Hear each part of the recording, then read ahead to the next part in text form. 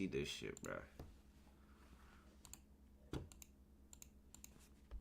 This is Charlene O'Banion, a prison officer being accused of sleeping with an inmate. You felt me, I was like soaking through my clothes. After hearing rumors from other officers that had seen her and Jason Parker together, an investigation was opened up. Charlene thinks she flew under the radar and got away, but what she doesn't know is that the detectives have all the evidence they need, and they're about to expose and embarrass her in the most brutal way possible. You got a lot of that head game.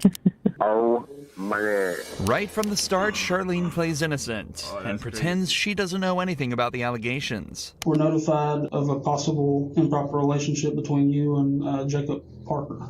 So we're here for that. I just kind of want to talk to you about it and get your side of that story. I don't know anything about it. Okay. Have you talked to him on any jail phone calls or anything like that? No. None at all? Charlene is sure that this will work, but the detectives have much more evidence than they're letting on. And where would you think that this allegation would come from if there's nothing to it? Well, I had a feeling this was coming. So there was an inmate named Coker, Justin Coker. Okay. He got out of here for, I don't know what period of time. And he tried to contact me on Facebook. He sent me a message and I Nigga, how old is this video? On What do you mean Facebook? And, Facebook's crazy. That shit old. I guess one time Parker was going back to Pequot to use the bathroom and he was talking like at the window with me. Mm-hmm. And I guess Coker like didn't like that, which I had no contact with him or anything. And Parker had told me that he had gone up to him and was like, don't talk to her or something crazy like that. So I'm just not trying to be rude here. I'm just, yeah. Why would you expect this conversation to come up from that? Like now, if that happened a few months ago. Charlene claims that the only time she's had contact with Jason was a single time outside the jail bathroom, and it was a jealous inmate that started the rumor.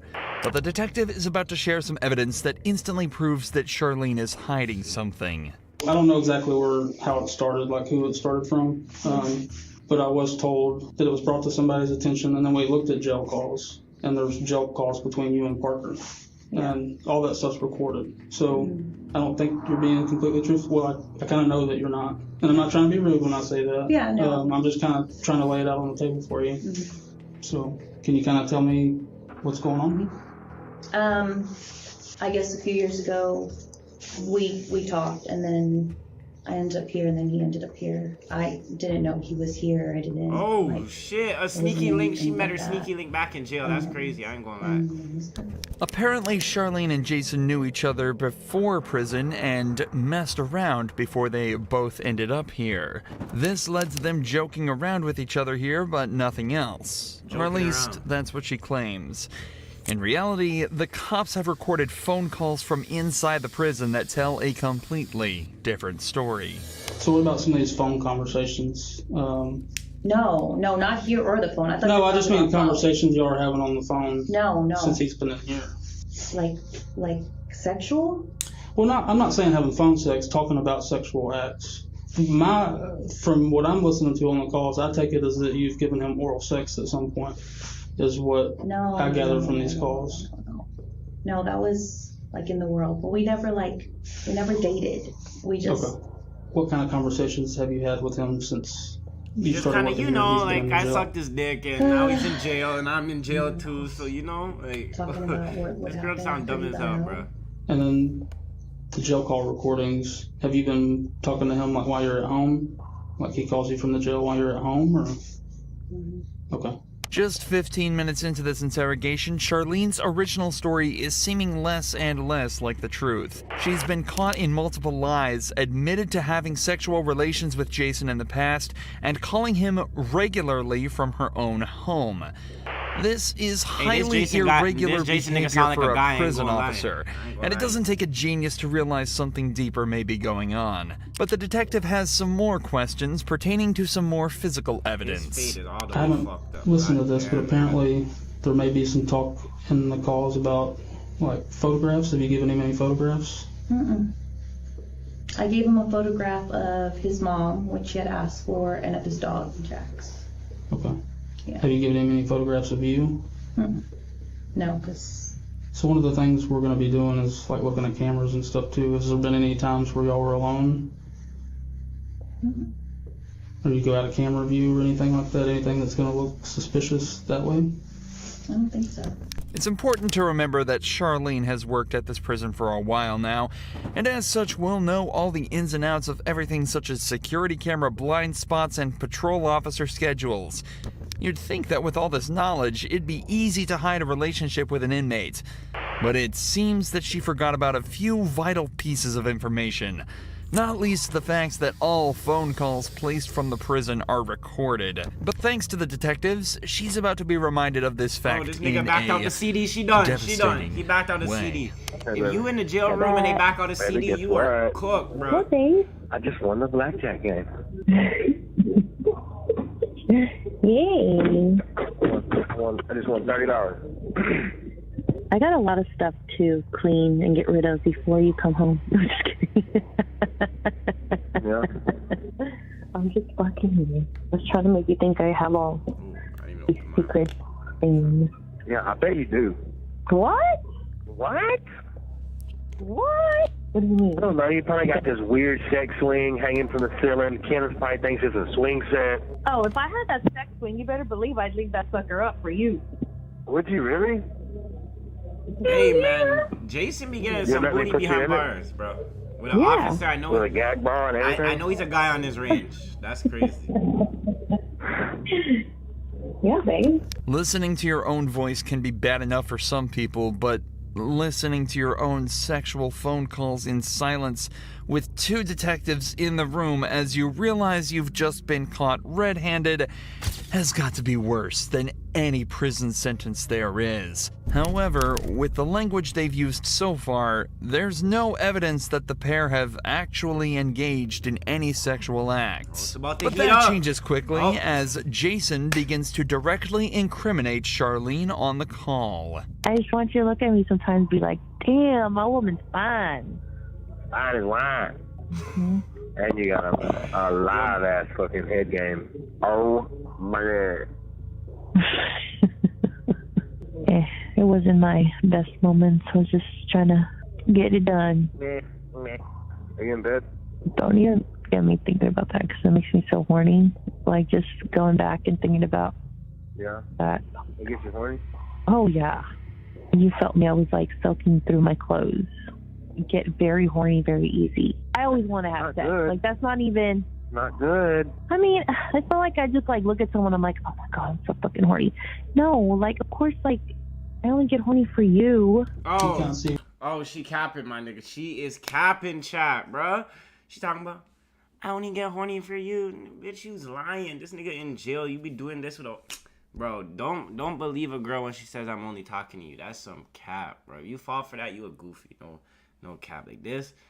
The nigga's in jail, and she says she wants to have sex all the time. And what, bro? Let me just get back in the video. This sounds dumb. This girl how that sounds from like my point of view, like a more recent thing than 3 years ago. No. The audacity she has to say no after hearing that phone call is truly remarkable. But to her credit, she's not going down easily.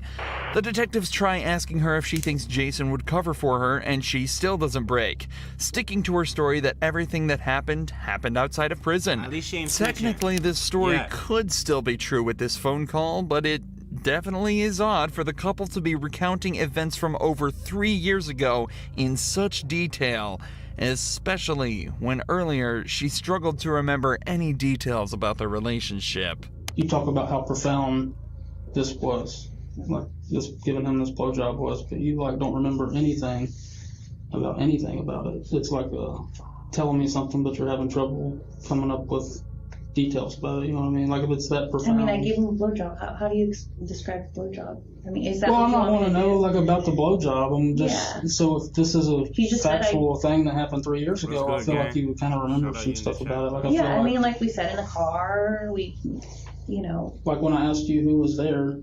Him, of course, like when y'all met or whatever. And then when I asked like who else, you said it was like a bunch of friends. Yeah. But like you can remember one chick's name after you think about it for 30 seconds. So that's not making sense to me. You seem to have blanks in your memory when we get to certain details. but you remember being groped in the blowjob from 3 years ago. Find that hard to believe. Okay? This is your one must have done a chance to good be ass honest job, with us. goddamn, bro. Once we get up and walk out and we're done, we're done. Have y'all had any inappropriate contact, whether it's groping, blowjobs, vaginal, anal sex, anything, hand jobs? Yes, I am being vulgar to get a point across. Yeah, no, it's not. None of that. Just as the detectives say, things really aren't adding up. Yet she's still sticking to her story.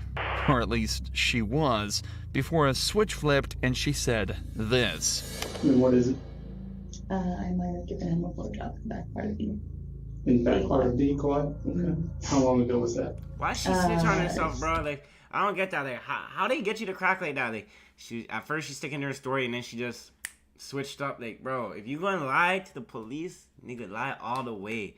Until you behind them bars, you better not switch up nothing. Like, switching up in the interrogation room was crazy. If you ain't gonna say nothing, you better not say nothing the whole time. That's a fact. The secret's out, and Charlene has confessed. But this matter is more complex than it may seem. In cases of officer-inmate relations, the main question that arises is the issue of consent. Given that Jason and Charlene knew each other prior to being in prison, it's not wrong to assume that consent went both ways in this interaction. However, in these cases, that's actually completely irrelevant.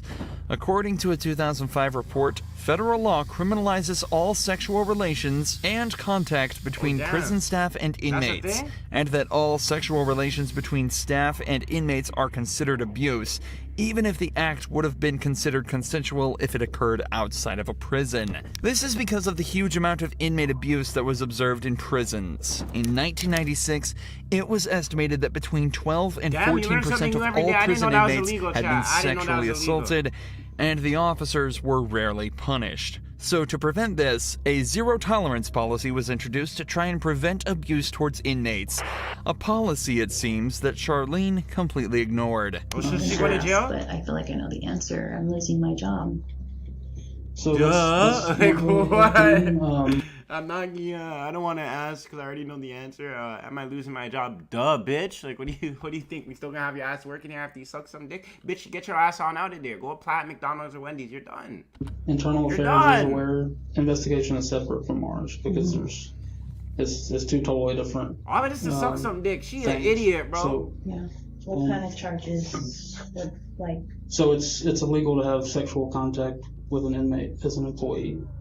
So, I said the ball kind of be in their court, but I'll let you know as soon as I hear something. That's a pretty big fucking court. I mean, goddamn. should I go to jail? That's up to the DA's office. Imagine going to jail for sucking dick, though. That's wild. Like, she just sucked her little dick and went to... That's crazy. Free her. Though. Turns out, Charlene would lose her job, and the only time she'd ever be allowed back in jail would be for the 100 days that she'd be made to serve after being found guilty of sexual activity with a person in custody. Bronx. She spent 100 days in jail for sucking dick. Nah, that's crazy, bro. I know she regret that. Hey, man, that's wild, bro. That's wild. 100 days in jail for... Hey, man. That's wild, bro. I ain't gonna lie.